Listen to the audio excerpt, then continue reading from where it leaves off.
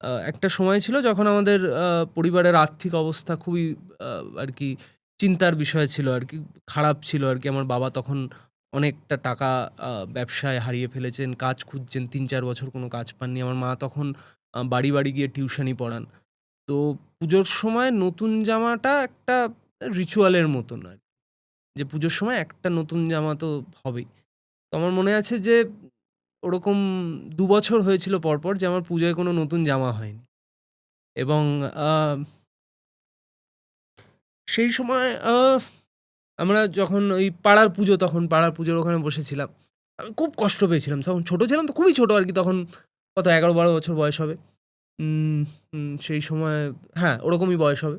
আমি খুব কষ্ট পেয়েছি। আমি খুব মনমরা হয়ে গেছিলাম যে আমার সব বন্ধুরা নতুন জামা পড়ছে। একেক দিন একেকটা নতুন জামা পড়ছে। আমার একটাও হয়নি। আমাকে সেই ২ বছর আগের, তো এটা একটা বাচ্চার কাছে খুবই এম্বারেসিং আরকি সেই সিচুয়েশন এ। এবং সেই সময় আমার মনে আছে যে প্যান্ডেলে বসে, আমি প্যান্ডেলের পিছনে বসে কাঁদছি এবং কিছু ছোট, ছোট তখন ওখানে একটি মা কুকুর অনেকগুলো বাচ্চা দিয়েছে এবং তারা আ এসে ওই প্যান্ডেলের পিছনে এসে পুরো আমার পায়ের কাছে বসে আমাকে আদর করে, চেটে, ইয়ে করে, এবং ম্যাজিকের মতন এই যে যত দুঃখ কষ্ট ছিল সব কিরকম, সব উধাও হয়ে গেল।